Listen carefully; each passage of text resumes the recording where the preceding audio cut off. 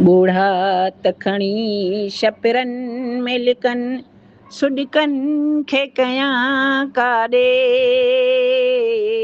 बूढ़ा तखणी छपिरन में लिकन सुडिकन खे कयां काॾे। तो एॾी देर अचण में कई उल्कन खे कयां काॾे। बूढ़ा तखणी छपिरन में लिकन मां पीउ जे ॻाल्हियुनि खे सम्झां ऐं माउ जे मिंथुनि ॾे बि ॾिसां। मां पीउ जे ॻाल्हियुनि खे सम्झां ऐं माउ जे मिंथुनि ॾे बि ॾिसां। पर जीअ में जीअरनि हिन जज़्बनि खे कयां काॾे। तो एॾी देर अचण में कई उल्कन खे कयां काॾे। बूढ़ा तखणी छपिरन में लिकन जे शाम सुबुह गॾु वेही था ताननि तुनकनि सां आज़ारनि। जे शाम सुबुह गॾु वेही था ताननि तुनकनि सां आज़ारनि। गैरनि खे त मुंहुं ॾेई सघिजे पर पंहिंजनि खे कयां काॾे। तो एॾी देर अचण में कई उल्कन खे कयां काॾे।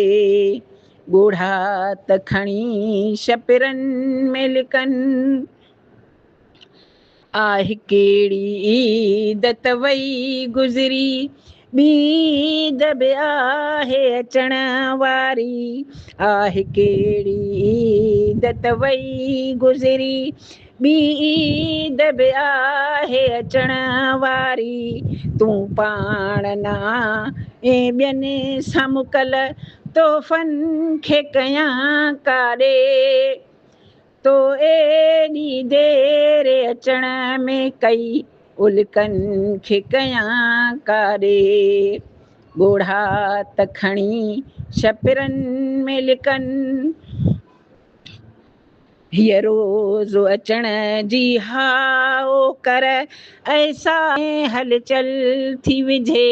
हीअ रोज़ अचण जी हा एहसासन में हलचल थी विझे।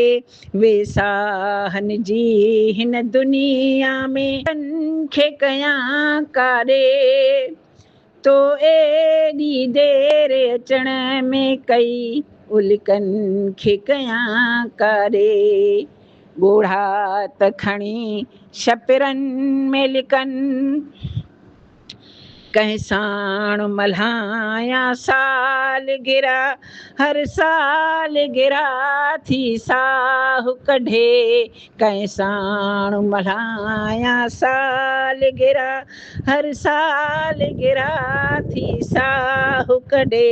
ही दिलि सां मिलियल पर ॿियनि जे हथां तोहफ़नि खे कयां काॾे। तो एॾी देर अचण में कई उल्कन खे कयां काॾे। बूढ़ा तखणी छपिरन में लिकन नायाब त तुंहिंजे लाइ खणी हिन दिलि में बणायो घर आहे। नायाब त तुंहिंजे लाइ खणी हिन दिलि में बणायो घर आहे। पर लोक जी हिन कावड़े मां ॾिनल बाहिनि खे कयां काॾे। तो एॾी देर अचण में कई उल्कन खे कयां काॾे। तोहफ़ा बूढ़ा तखणी छपिरन में लिकन सुडिकन खे कयां काॾे। तो एॾी देर अचण में कई उल्कन खे कयां काॾे।